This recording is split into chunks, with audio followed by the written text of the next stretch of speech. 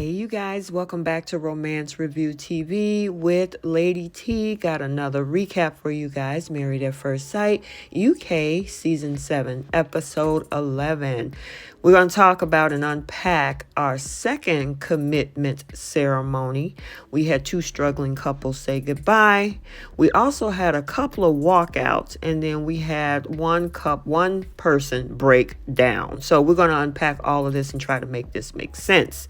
So before we do, take a second to make sure that you're subscribed to this channel to receive all updates.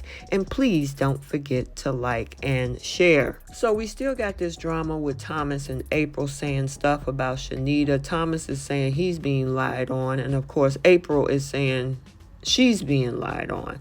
And at this point, with all of the back and forth and him being the center of all of the chaos, Adrian is just not feeling it right now. And I don't blame him. He just want to get through the process of trying to build a marriage, and it's always some drama. Speaking of Shanita and Jordan had a bad night. And I think it comes out because of some things that she said, and I guess there was some nitpicking going on, and it goes into more detail at the commitment ceremony. Then we have, of course, Jenna and Zoe. Those two are kind of up and down this whole vegan thing with her and her lifestyle, and of course her being a carnivore and her lifestyle with eating this dietary, in this case vegan is a lifestyle. It's been causing some issues. There are other brewing issues happening between Richie and Lara. Those two they had a great time at the beginning, but now it seemed like it's cooling off between these two. So they are struggling, and they have to make some decisions as well as we get toward this whole commitment ceremony. And it ain't looking good for these two. But I guess the thing is they still trying not to have all of the drama surrounding the chaos that's going on. Then we got this whole thing between Kwame and Kaja, because Kaja is feeling like you don't make the decision for me on when I get to have sex. And he was like, I don't know. I think he said he's feeling blindsided from what happened at the dinner party yesterday. But yeah, it goes more into that later. So all of them get to break out into little groups where they get to kind of discuss, lightly the status of the relationship. However, when it came to Shanita and April, they tried to come to, this whole thing about Thomas saying that April was the one talking crap about Shanita behind her back. And April was shocked because she was like, no, he know what he did. He's just talking crazy. And then, of course, we had the conversation where Kwame and also Jordan were talking about their relationships as well. I don't understand this whole sex thing because she's wanting it, he doesn't, and she made it like it was her. I don't know. It's weird.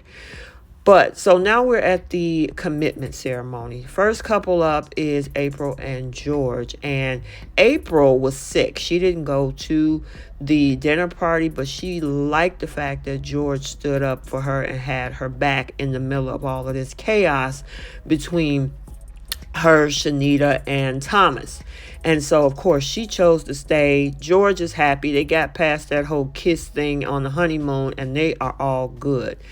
However, next up is PJ and Jess. Now, at their particular turn on the couch, despite acknowledging how well they get along and that they share the same values in life, Jess couldn't get past her doubts about their relationship, revealing that she decided that, this is not going to work out for her. And she was saying that she wanted somebody more into football. And I'm glad that the experts brought that up to say, hey, it's more than just preferences on what you like to do. It comes down to those core values, even though they have those things in common.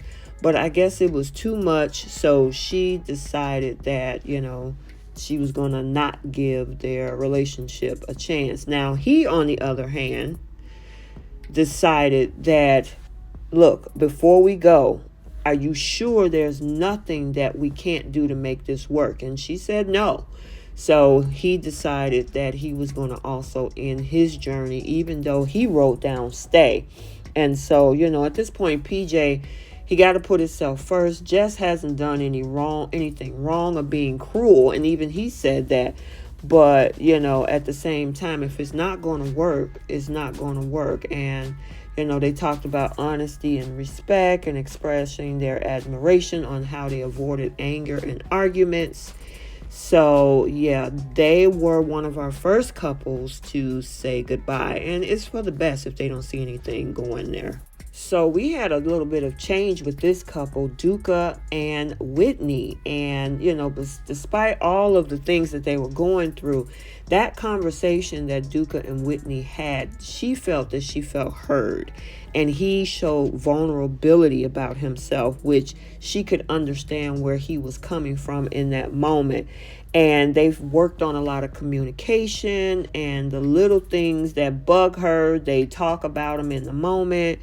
And yeah, she felt originally that the whole world, well, he said he felt that the whole world was against her. But they sat down and they hashed it out and they're having more fun now. So at this point, they decided to stay together and say yes on this commitment ceremony. So our golden couple have a little bit of a shakeup, Shanita and Jordan. And this is where we hear Jordan expressing how hurt he felt when Shanita suggested he might have ADHD. Now, she did stress how sorry she was, how she made him feel. They both disclosed that they had to, of course, remain in the process. But this is why when I have conversations either on my platform on Instagram, Facebook, or even here, unless you're a licensed clinician, because I know the term narcissist is thrown around and psychopath is thrown around and things like that, I can understand where he's coming from, because unless you have that type of knowledge, it's not good to try to impose that particular condition onto somebody. Let him go get the therapy that he needs and be able to work through that. However, there was a situation that happened with Kwame, and Kwame was like, you need to not tell him or call him that diagnosis. And they went back and forth. And I guess because Jordan had a conversation with them, which it seemed like having conversations with the other couples, because we're having the same issue on Married at First Sight US, it causes a problem. So they ended up staying together, but I gotta say that the experts said, hey, only express your opinions when each couple is on the couch, not when they get up and leave and we done moved on to something else. But I do agree with that. Sometimes leave a diagnosis for the clinicians. So next up on the couch is Kwame and Kaja. Now, these two have had up and down when it comes to intimacy, because she wants it and he's not 100% and he don't want to go there unless he is. It culminated into this whole thing that happened at the dinner party, because when he got ready to express himself, he's saying that it's his fault that there's no intimacy, because he's choosing not to do anything until he feels 100% with that person, which I totally understand that, because if it was on the other side, people would be having a fit by him sleeping with somebody that he really not sure he wants to be with. However, Kaja went a different direction with this, saying that I have the choice. It's my choice if I want to sleep with somebody or I don't. The problem with that is that she wanted it, he didn't. So, it's different if, in this case, because there was a whole conversation last week about her forcing the situation. A lot of people didn't have an issue with that. Now, they ended up staying together, but some kind of way they need to figure out this whole thing with intimacy, and where he gets to feel and she gets to feel where they can be on the same page with this. They got to meet somewhere in the middle, or they need to just walk away from each other. And that's what this comes down to, because if he don't want to sleep with her and she want to sleep with him, or if it's vice versa, nobody gets to sleep with nobody. That's what it comes down to. So they got to figure this out, but they decided to stay together. Next up is Richie and Lara. And so it looks like this is one of the nicest breakups that I've ever seen, because, they had to question their relationship, which of course we found out that they chose not to stay together. They talked about how, gutted they were being at the end of this journey, but it was the decision that was for the best. I mean, they were pretty much like a favorite couple for a lot of the fans because of how well they got along. But, at least they were brave enough to actually see that it wasn't going to work, and they decided to call it quits. A lot of folks didn't expect them to leave so soon, but yeah, I guess they're on two different pages. She wants sunsets and walks in the parks, and he wants growth. And so that's why she said that they did not want to end up staying together. And that's so unfortunate, because I honestly think that they could have made this work. But hey, if you know that it's over, it's over. Okay, so next up is Jenna and Zoe. And so their issue has been meat versus plant-based. And the lifestyles is different between these two when it comes to their, whole thing about their eating. Jenna makes, some concessions and compromise that she feels is being unnoticed by allowing Zoe to have her meat products in the refrigerator. Zoe is saying she's compromising by eating some of her vegan dishes and even making this whole vegan burger. They got to figure that out. And I think they can.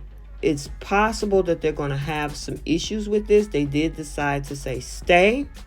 But the thing is, at the end of the day, they got to compromise on that. Or else, if it's not going to work, then they need to find somebody who's going to have a similar lifestyle. Because, there are, certain things that vegan people can't have. They can't eat. It's a lifestyle with them. So that's an adjustment that Zoe is going to have to make if she's going to stay. At the same time, the adjustment of Zoe continuing to eat meat, yeah, they got to figure that out. But ultimately, they decide to stay and work it through. Now, our final couple that was sitting on the couch in tonight's episode was Thomas and Adrian. And they revealed how their relationship was going and trying to figure out whether or not they were going to continue the process. Thomas was real cold from the start, demanding that Adrian not talk to him before going into this spiel about detailing how much he hates being labeled a liar because of the whole drama with Shanita and April. He's not happy. His energy tank is empty. I'm not going to sit here and lie and play fake and pretend that everything is rosy because it's not, he told everybody. He was like, I'm absolutely done. I'm not speaking again, and don't touch me, because Adrian tried to touch him, and I felt bad for Adrian in that moment. But he obviously is going through a lot, because he does break down, and he goes into how he's been verbally abused, physically abused, homophobia, all that BS that every gay person has probably been through at some point or another. And he said he's not having anyone throw my name and lie about him. And, one thing that he said he's not a liar. And so, of course, that brought him to tears. And in the meantime, this is where we see this whole conversation between April and Shanita and George and, of course, Jordan, because April tends to think that, as much as she can sympathize with what he's going through, how does that make her look if they bring it up that he was a part of the story? So it's kind of like a double-edged sword with this whole thing, because April was saying about what she thought about him, saying, I think he caught himself out so much in this situation because he did lie about it, and now he doesn't know how to handle it, and he's exploding. But then how am I supposed to feel about it? Just because he's having a breakdown, does that make me a liar? So Thomas did return back. He appeared to kind of calm down a whole lot as, he and Adrian opened up about the strong connection they have, because the experts are now saying, we're not going to talk about it. We're just going to focus on your relationship.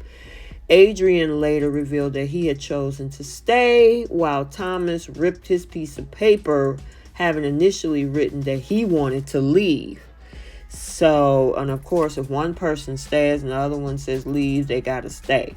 So that's where these two end up, which, of course, with Adrian hearing that he wanted to leave, that is going to start controversy between them, because now Adrian is going to feel some kind of way. But they did hug it out on the couch before and had all these big smiles and whatnot before, ending their particular moment.